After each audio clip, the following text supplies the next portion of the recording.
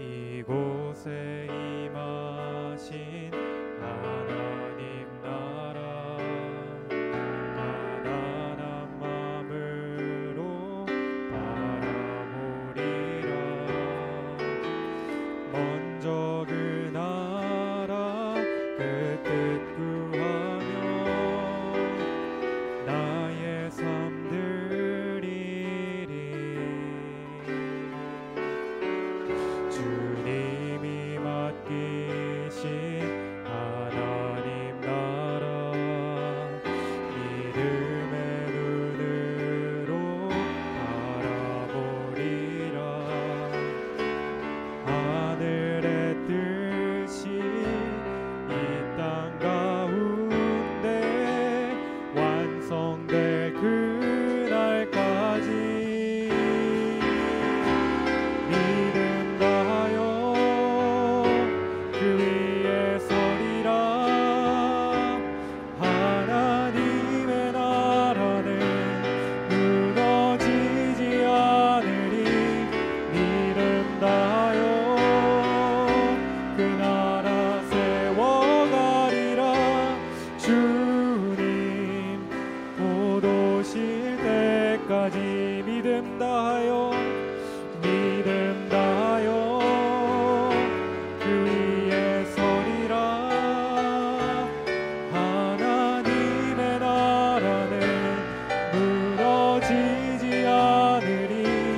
믿음 다하여 그 나라 세워가리라. 주님 곧 오실 때까지.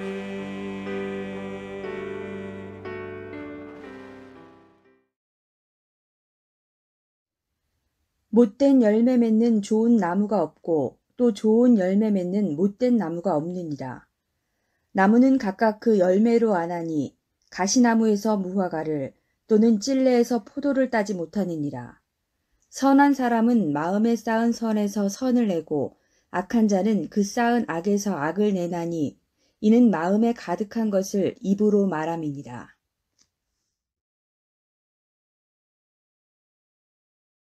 오늘 본문은 평지설교의 최종 결론부에 해당하는 말씀입니다.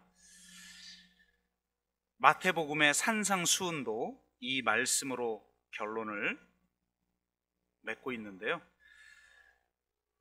평지설교와 이 산상수훈의 최종 결론은 열매입니다.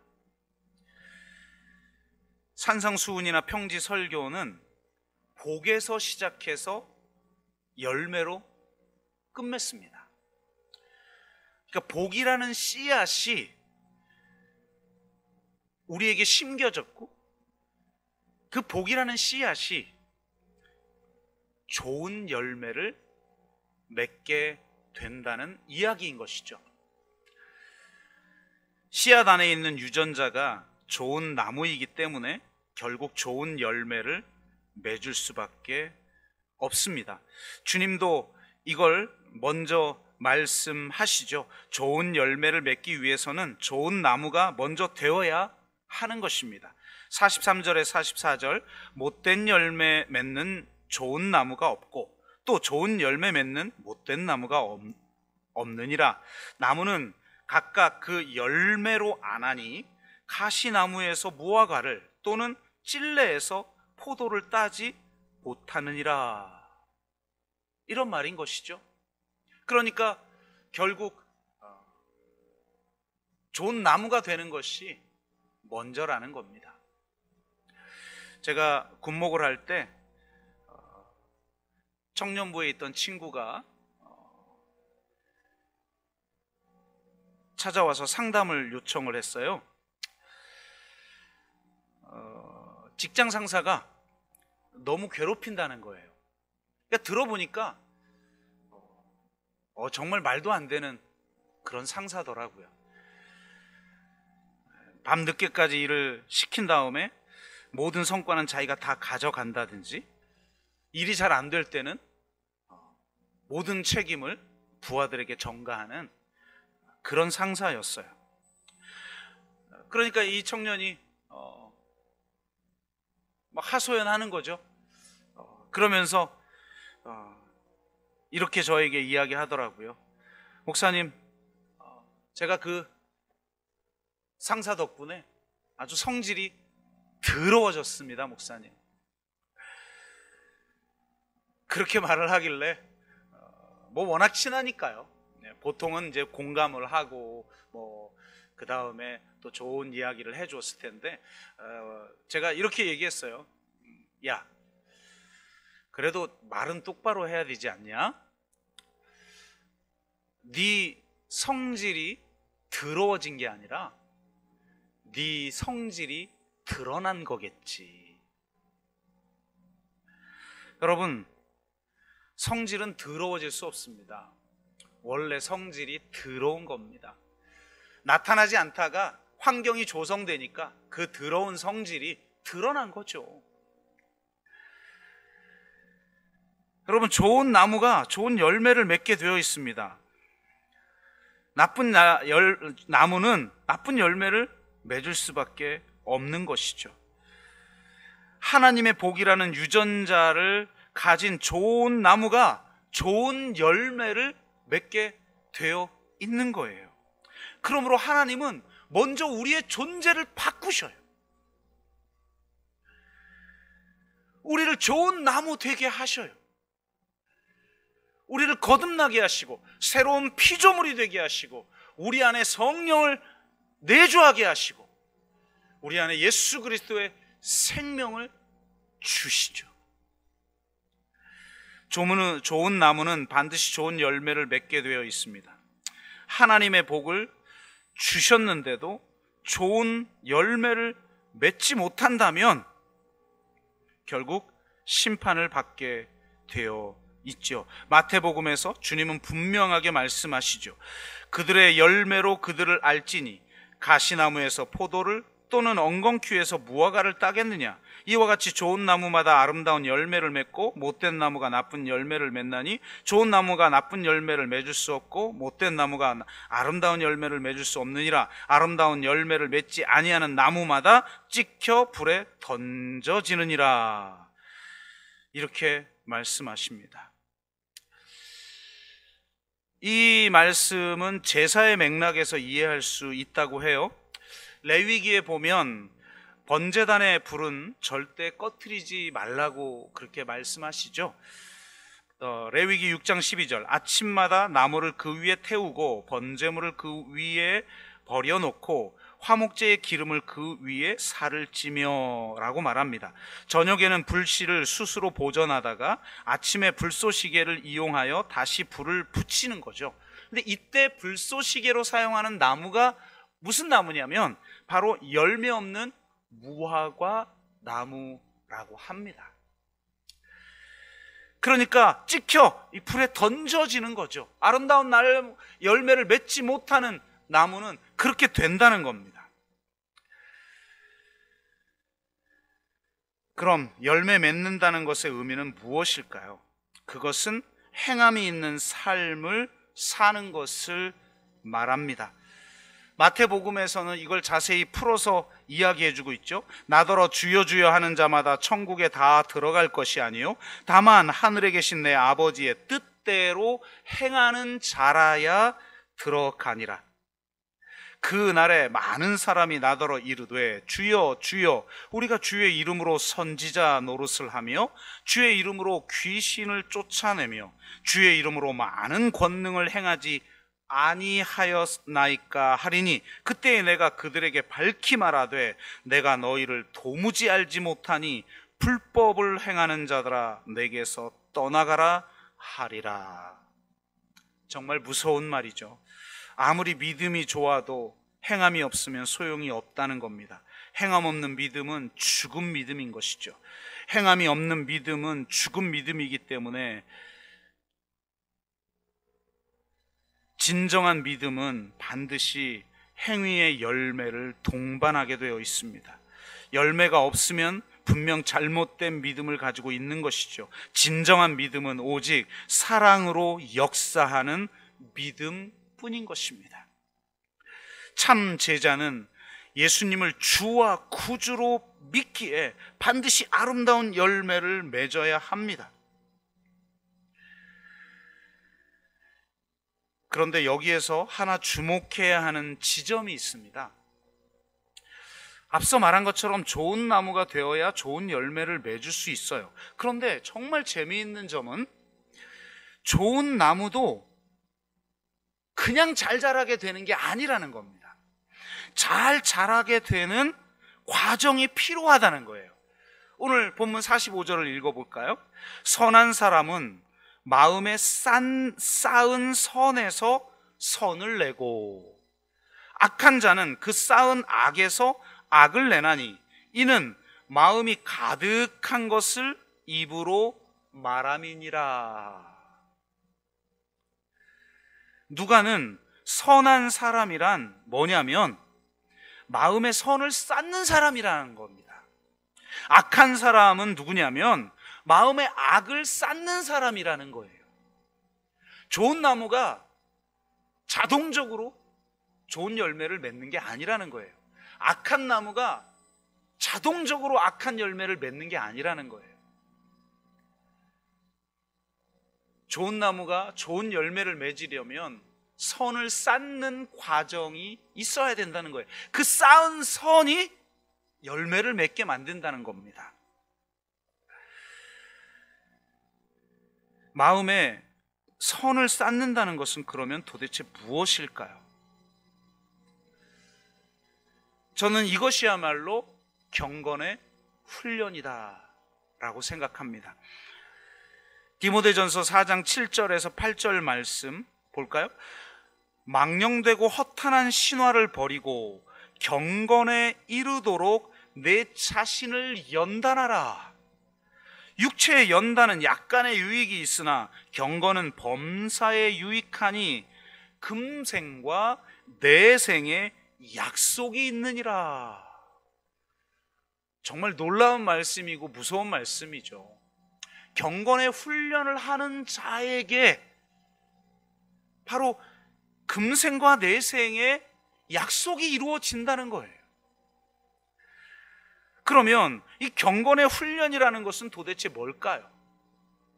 디모데전서 4장 4절 6절은 이렇게 말하죠. 하나님께서 지으신 모든 것이 선함에 감사함으로 받으면 버릴 것이 없나니 하나님의 말씀과 기도로 거룩하여 짐이라. 내가 이것으로 형제를 깨우치면 그리스도 예수의 좋은 일꾼이 되어 믿음의 말씀과 내가 따르는 좋은 교훈으로 양육을 받으리라. 이렇게 말합니다. 그러니까 무슨 말이에요? 경건의 훈련의 가장 중요한 것이 뭐냐? 말씀과 기도라는 거예요. 경건 훈련의 기초는 말씀과 기도입니다. 말씀과 기도로 자신을 연단하는 것이 마음의 선을 쌓는 거예요. 말씀과 기도로 마음의 선을 쌓을 때 좋은 열매를 맺게 되고 선한 일에 힘쓰게 된다는 것입니다. 말씀과 기도의 능력이 선한 열매로 나타나게 되어 있다는 거예요. 자신의 힘으로, 우리들의 능력으로 영적인 일을, 하나님의 일을, 선한 일을 할 수 없는 것입니다. 우리가 정말 말씀과 기도로 무장할 때 선한 일을 할 수 있는 것이고, 그런 선한 일을 하는 것을 보고 세상 사람들이 하나님께 영광을 돌릴 때 우리가 참 제자임을 알게 된다고 주님은 말씀하고 계시는 것입니다. 여러분, 정말 말씀과 기도에 힘쓰는 분들이 되시기를 주의 이름으로 축복합니다. 두 번째, 경건의 훈련은 감수성 훈련이라고 할 수가 있습니다. 제가 요즘 자주 말씀드리는 내용이지요. 한 달 전쯤에 전도서 강해를 하면서도 말씀을 드린 바 있습니다. 야고보서가 굉장히 중요한데, 야고보서에서 경건을 무엇이라고 말하는가? 이게 굉장히 중요하죠. 누구든지 스스로 경건하다 생각하며 자기 혀를 제갈 물리지 아니하고 자기 마음을 속이면 이 사람의 경건은 헛것이라. 하나님 아버지 앞에서 정결하고 더러움이 없는 경건은 곧 고아와 과부를 그 환난 중에 돌보고 또 자기를 지켜 새 속에 물들지 아니하는 그것이니라. 이렇게 말해요. 진짜 경건이 뭐냐? 네가 경건 훈련을 해야 되는데 경건이 뭔지를 알고 해야 되지 않겠냐? 참다운 경건은 세 가지를 이야기하고 있어요.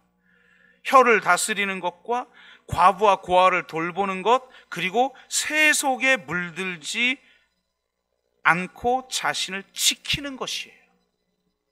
제가 이 세 가지의 공통점에 대해서 말씀을 드렸습니다. 무엇이라고 말했습니까? 바로 듣는 것이다. 새 속에 물들지 않기 위해서도 하나님 존전 앞에 서서 오직 하나님만을 경외해야 한다. 그리고 하나님의 그 말씀을 들어야 한다는 거예요. 하나님의 말씀이 들려지는 훈련, 이것이 가장 중요한 것입니다. 그리고 고아와 과부를 돌보는 것은 무엇입니까? 바로 과부와 고아의 탄식 소리를 듣는, 거기서부터 고아와 과부를 돌보는 일이 가능하다고 말씀드렸어요. 그들의 존재는 이 세상에 은폐되어 있어요. 비가시화되어 있어요. 여러분 주변에 정말 소외된 이웃, 약자와 소수자들이 있습니까? 아마 발견하기 어려울걸요? 여러분의 이웃의 그 탄식 소리가 들립니까? 아마 잘 들리지 않을걸요? 내 마음속에 있는 탄식 소리는 잘 들리지만 우리 이웃의 탄식 소리, 약자들과 소수자들의 그런 탄식 소리 잘 들리지 않을걸요? 근데 그 소리를 듣는 것, 그것이 바로 경건의 훈련이라는 거예요. 그리고 혀를 다스리는 것, 혀를 다스리는 것의 핵심은 뭐라고 말씀드렸습니까? 말하기는 더디하고 듣기는 빨리 하는 훈련이라고 말씀드렸어요. 그것이 진정한 경건이라는 거예요. 왜 경건입니까? 하나님이 우리에게 그렇게 하셨기 때문이에요. 우리의 작은 신음에도 응답하시는 하나님이십니다. 이스라엘의 탄식 소리를 들으시고 그들을 애굽에서 건져내신 분입니다. 우리가 죄인 되었을 때에, 원수 되었을 때, 연약할 때에도 우리를 먼저 사랑하셔서 그 죄로 인해 아파하고 탄식하는 우리의 소리를 들으시고 자신의 아들까지 먼저 내어 주셨습니다. 하나님은 듣는 분이십니다.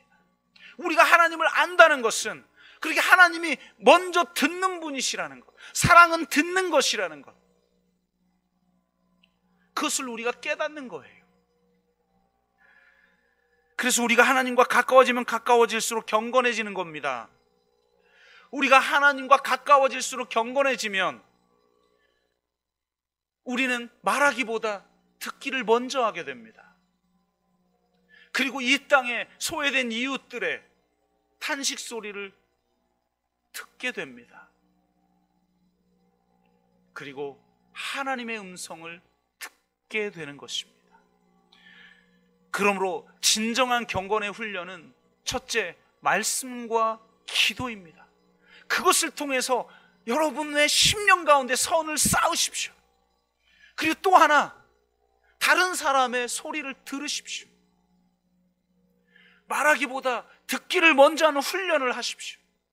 그리고 이 땅에 은폐되어 있는, 비가시화되어 있고 비가청화되어 있는 이 땅에 소외된 이웃들, 약자와 소수자들, 그들의 탄식 소리를 듣는 훈련을 하십시오. 그러려면 그들에게 우리가 낮아져서 찾아가야 합니다. 이 역사의 현장 한가운데로 나아가야 합니다. 그것이 바로 선을 쌓는 것이고 진정한 경건의 훈련입니다.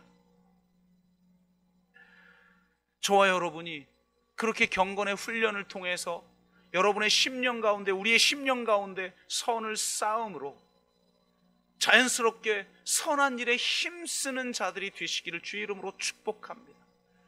선한 열매를 맺는 분들이 되시기를 주의 이름으로 축복합니다.